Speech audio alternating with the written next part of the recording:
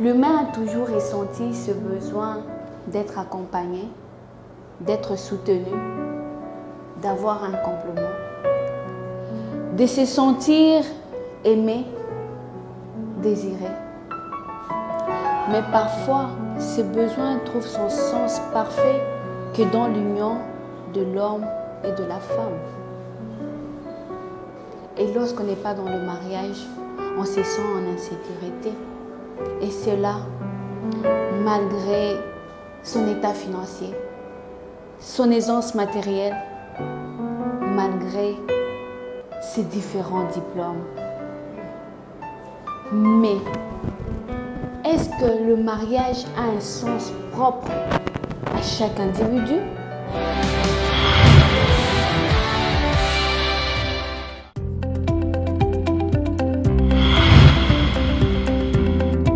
Aujourd'hui, nous recevons Madame Natacha Boyata. Merci Madame Natacha d'avoir accepté notre invitation. Je rappelle que vous êtes communicologue et vous allez bientôt publier un ouvrage sur le mariage. Donc, les secrets liés à la création du mariage dans le monde. Pourquoi? C'est suite à votre expérience dans le mariage ou pourquoi le choix sur le mariage? Vous savez, madame, je vous dirais, à chaque fois lorsque je présente ce travail à quelqu'un, je suis butée à cette question.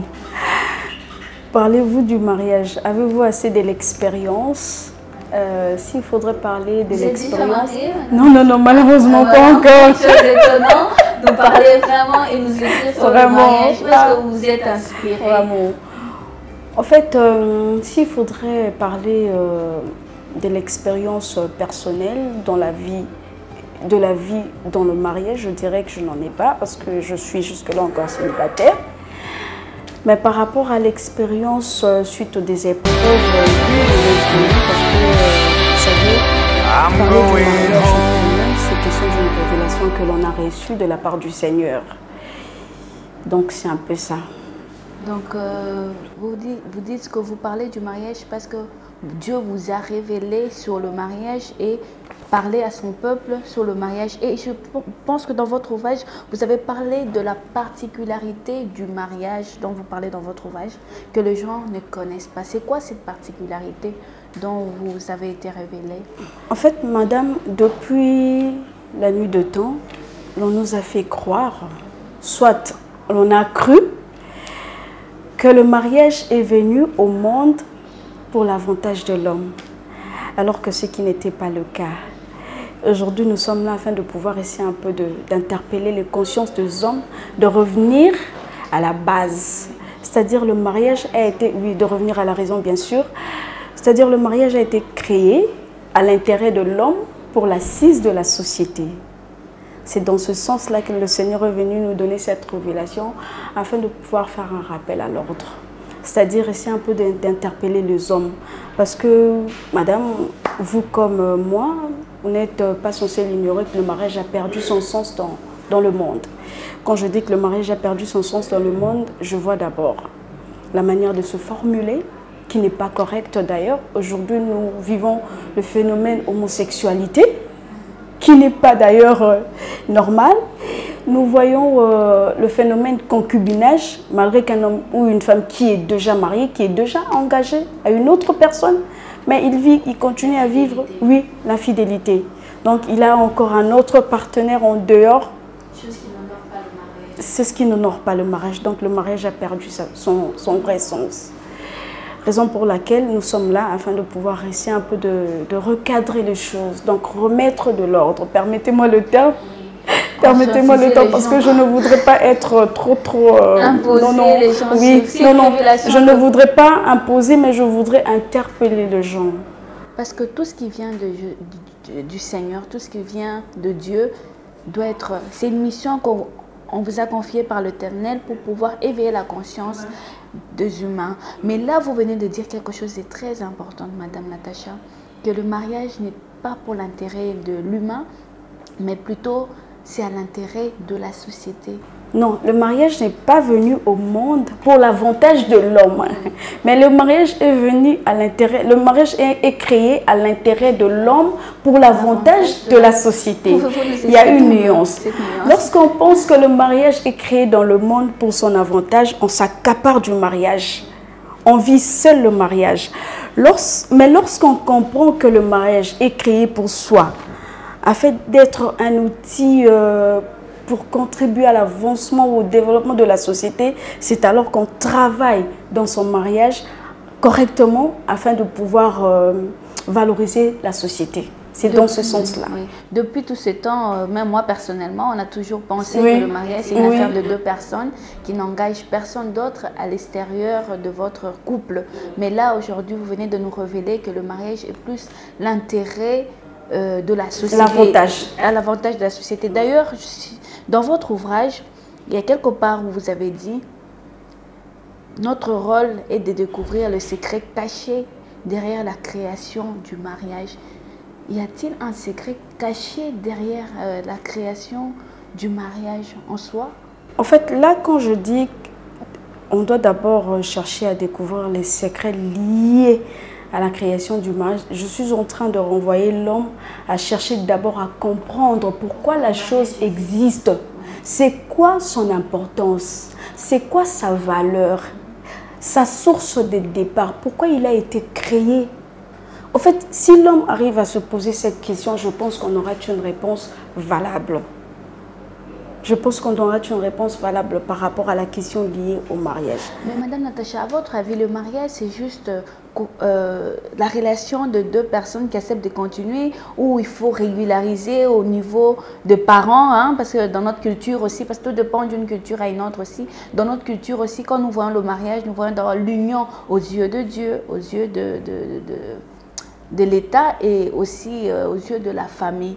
C'est ce qui fait le mariage, ou c'est même ça le mariage, ou le fait de se comprendre tout simplement peut aussi constituer un mariage. Madame, j'aimerais d'abord rappeler à nos téléspectateurs que parler du mariage, pour nous, nous faisons allusion à l'union entre l'homme et la femme.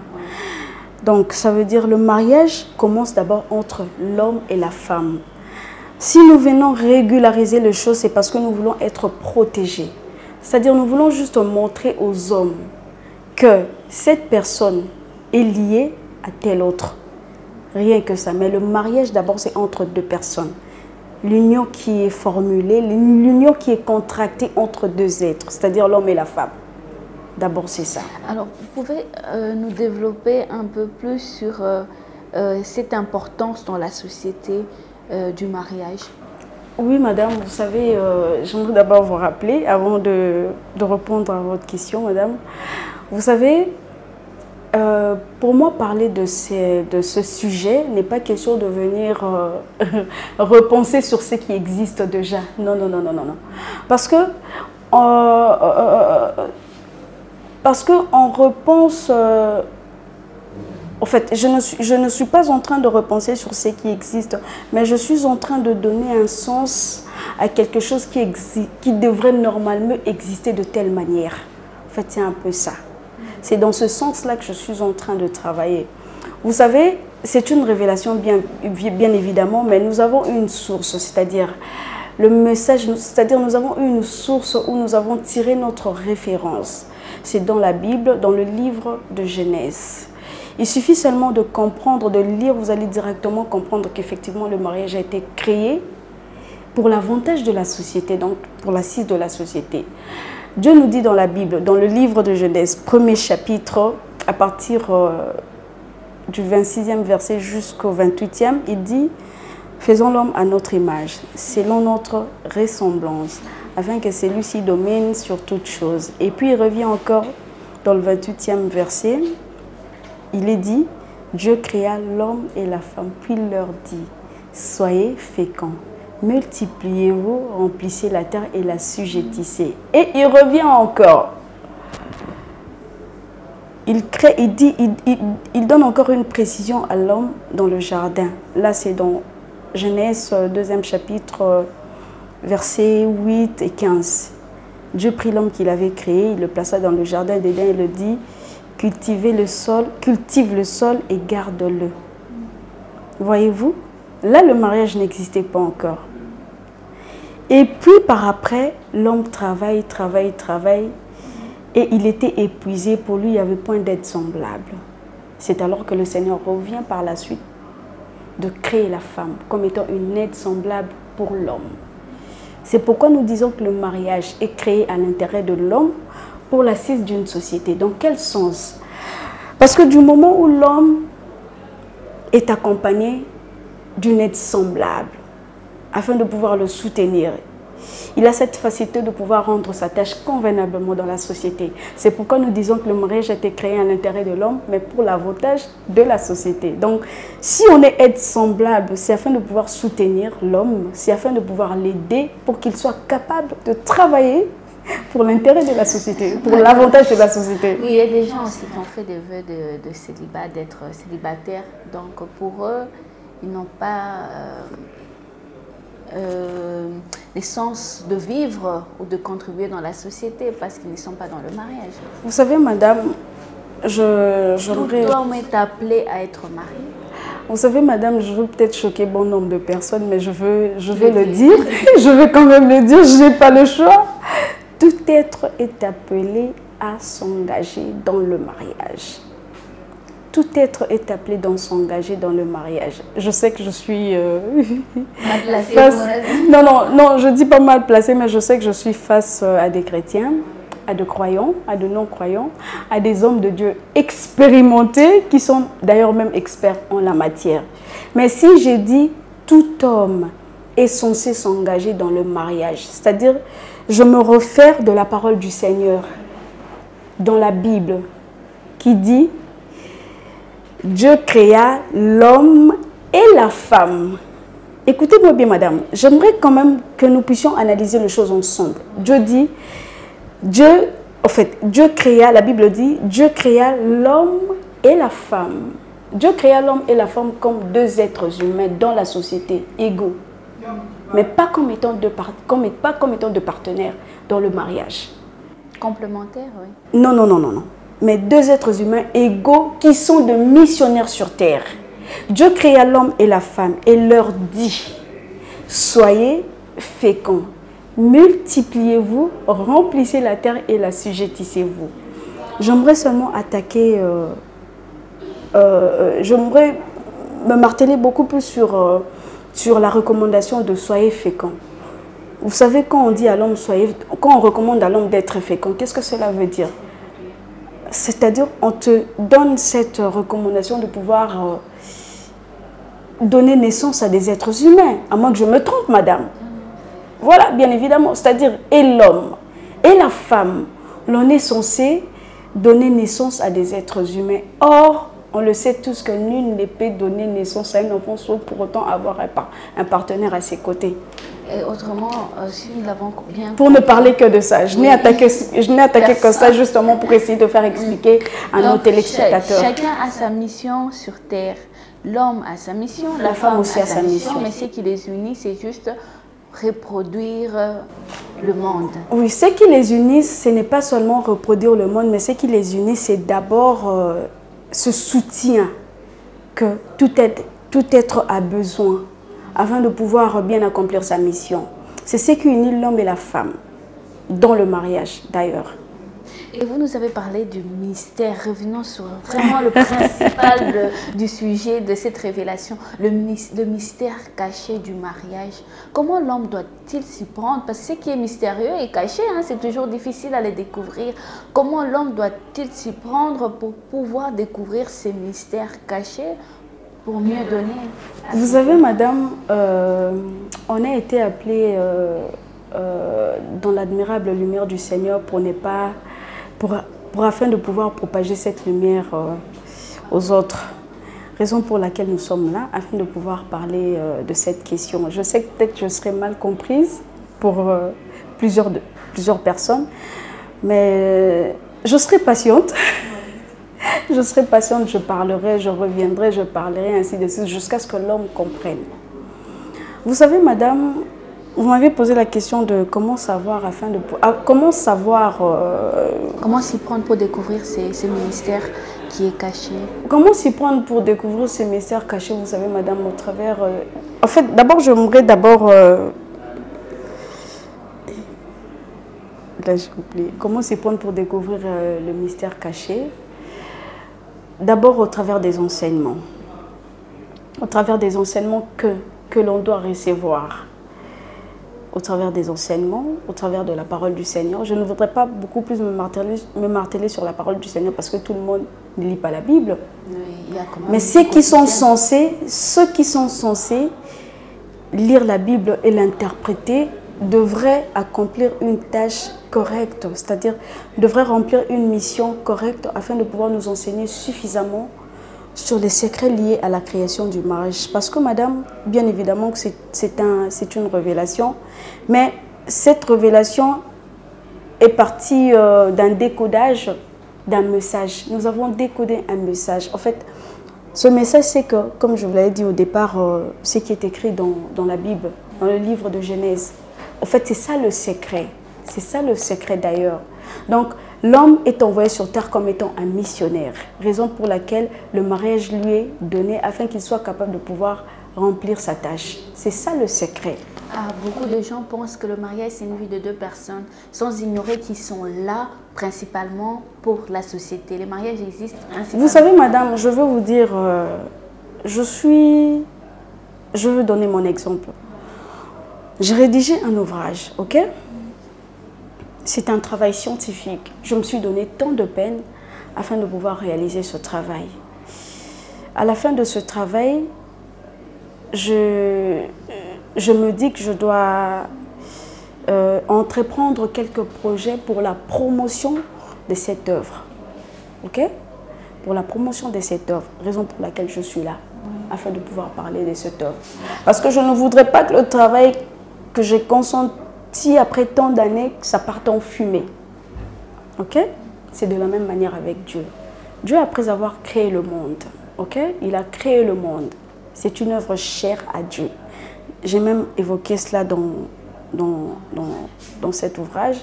Après avoir créé le monde, il a voulu à ce que le monde soit abrité de acteurs principaux pouvant valoriser cette chose. Il a créé l'être humain, parce que l'être humain doit travailler pour l'intérêt du monde, c'est-à-dire il doit travailler pour l'intérêt de la société.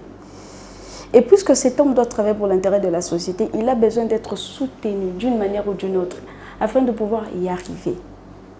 C'est dans ce sens-là que nous parlons du secret lié à la création, de secret lié à la création du mariage. Donc le secret lié à la création du mariage, c'est justement les éléments qui donnent place à l'existence de la chose, de ce système. Ce sont les éléments qui donnent place à l'existence du mariage. Ce sont les éléments comment dirais-je, qui soutiennent, voire même l'existence de cette chose.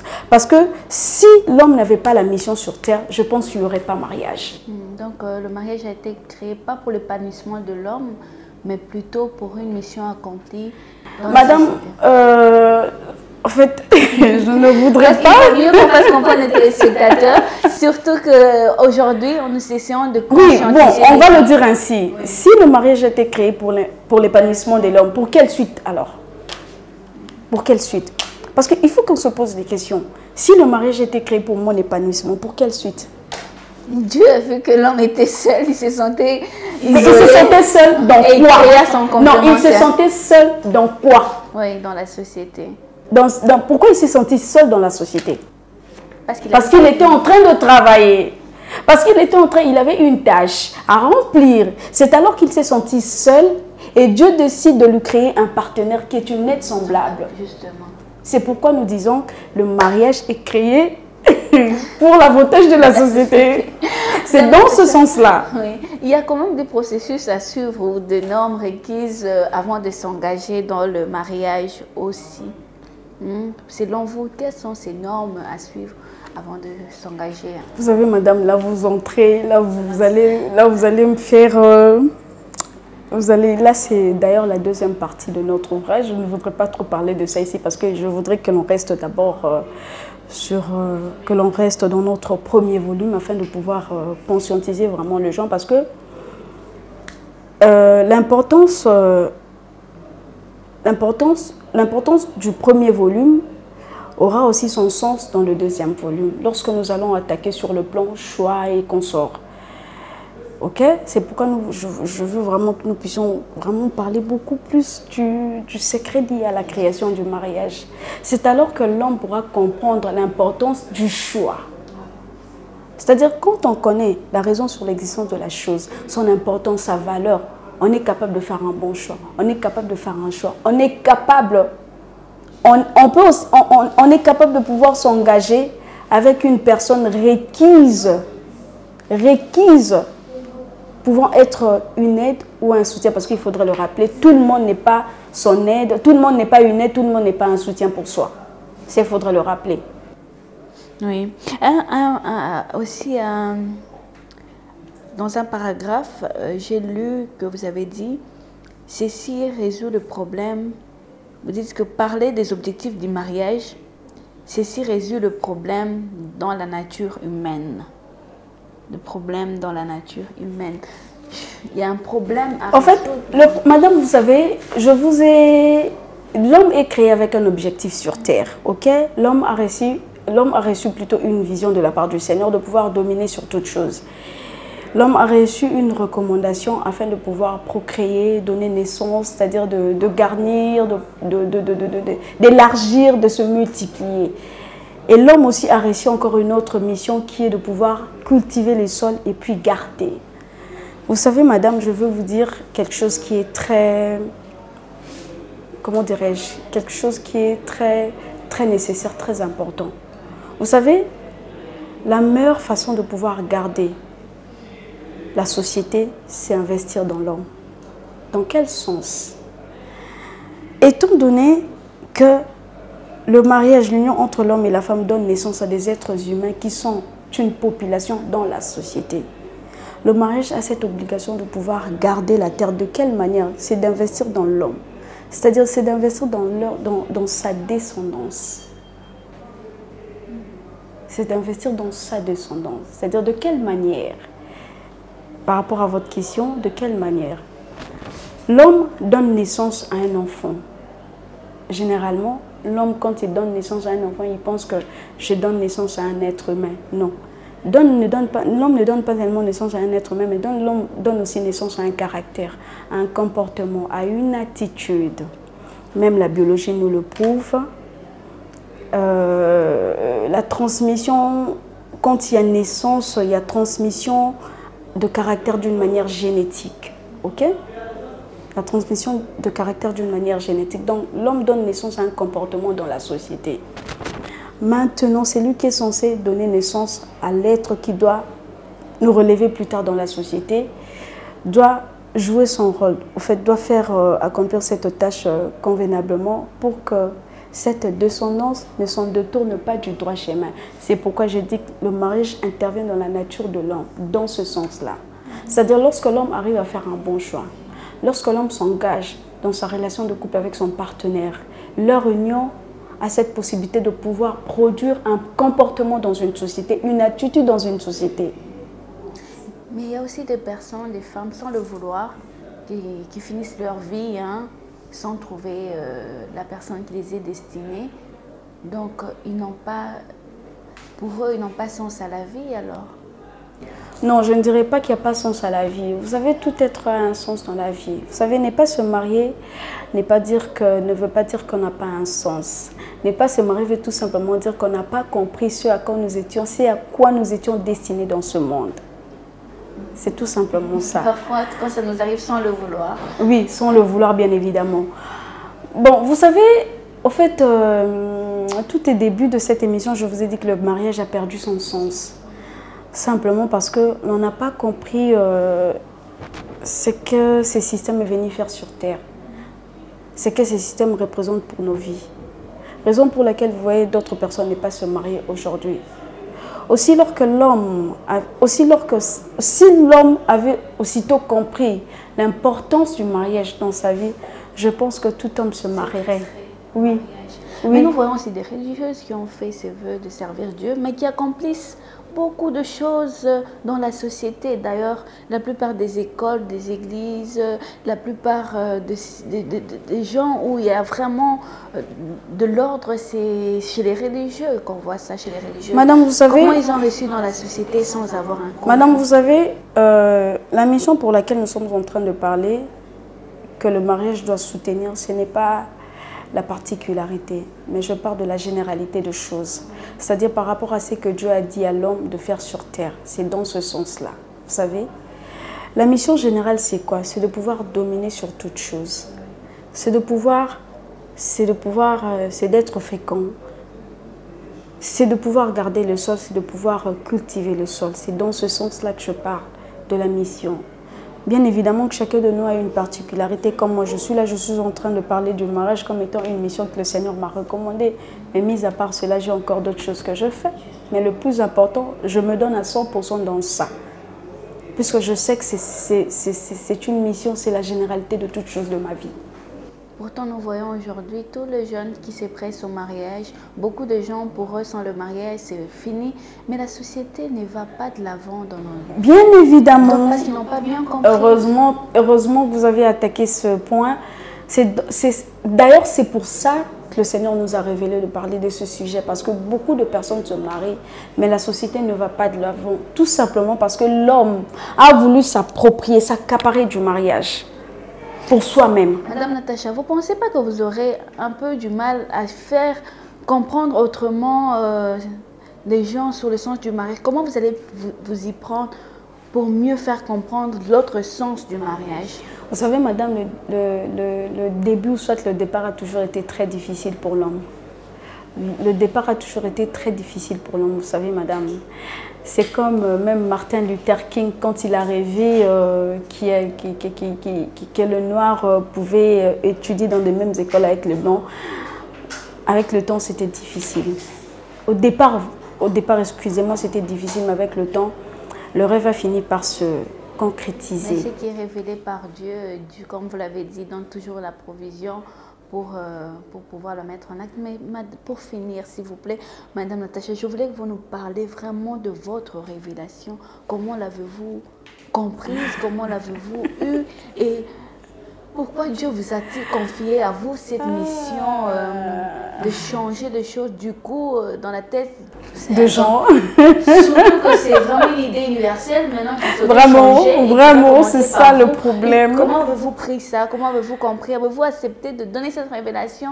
Vous n'avez pas eu peur que les gens vous prennent pour quelqu'un qui se réveille comme ça? Qui vient pour changer les choses. Comment vous avez pris? Vous savez, madame, madame, même me tenir là devant vous, je le fais tout en tremblant.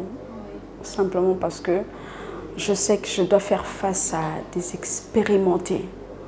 Je sais que je dois faire face à des connaisseurs, à des hommes et des femmes intelligents. Ça, je le sais. Vous savez, madame, ça fait 6 ans que je vis avec cette révélation. C'est depuis 2011 que j'ai reçu cette révélation. Il m'a fallu du temps afin de pouvoir comprendre. J'ai connu des épreuves dans ma vie. Je traversais des épreuves simplement parce que le Seigneur voulait m'enseigner sur la question. La révélation, comment j'ai reçu? En fait, d'abord, j'aimerais rappeler à nos téléspectateurs que je suis une chrétienne pratiquante. C'est-à-dire, je ne voudrais pas exagérer un peu trop, mais je vis dans une intimité parfaite avec le Seigneur. Je suis tout le temps à l'écoute du Seigneur. Donc, c'est par là que j'ai reçu cette révélation. Il m'a parlé.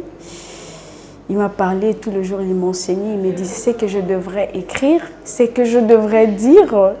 D'ailleurs, je vous dis, madame, ce que je dis n'est même pas comparable à ce qui est écrit dans l'ouvrage.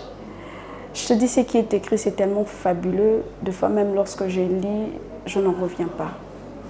C'est moi qui ai pu réaliser cela. Vous avez eu l'impression que c'était quelqu'un d'autre qui l'écrivait à votre place? Oui, évidemment. J'ai eu l'impression qu'il y a quelqu'un d'autre qui l'écrivait simplement parce que, vous savez, tout à l'heure, là, vous avez dit que je n'ai pas d'expérience, effectivement.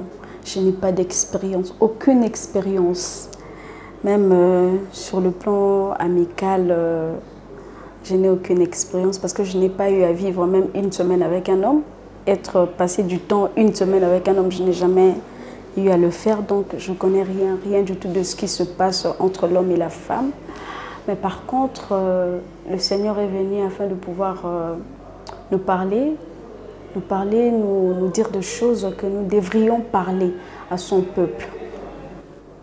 Alors, Madame Natacha, nous vous remercions justement de venir partager cette révélation avec nous tous pour qu'enfin on espère que le gens comprendra vraiment son importance dans la société. J'espère. Et surtout que n'est pas que rester avec ces manques de distraction. Pour les gens, le mariage, c'est rester dans la chambre à deux, s'enfermer. Mais pourtant, c'est ça. D'ailleurs, vraiment... madame, vous savez, il faudrait le rappeler, nous avons le grand titre, c'est le secret sur la création du mariage dans le monde au travers d'un fondement. Là, nous avions parlé rien que sur les secrets liés à la création du mariage.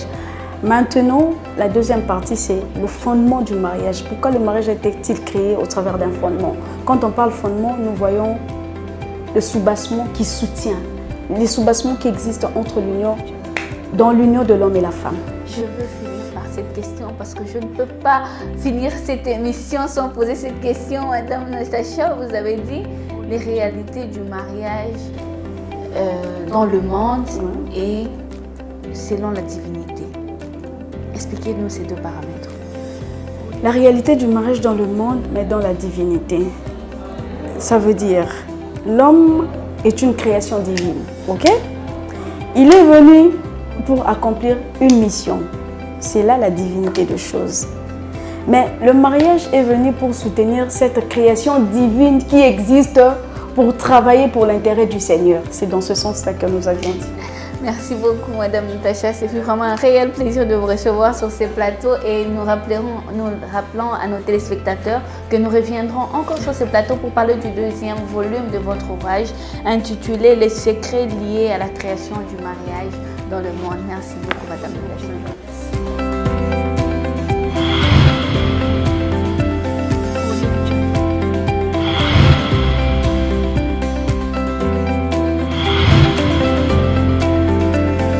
Avec Nandi Angalikiana.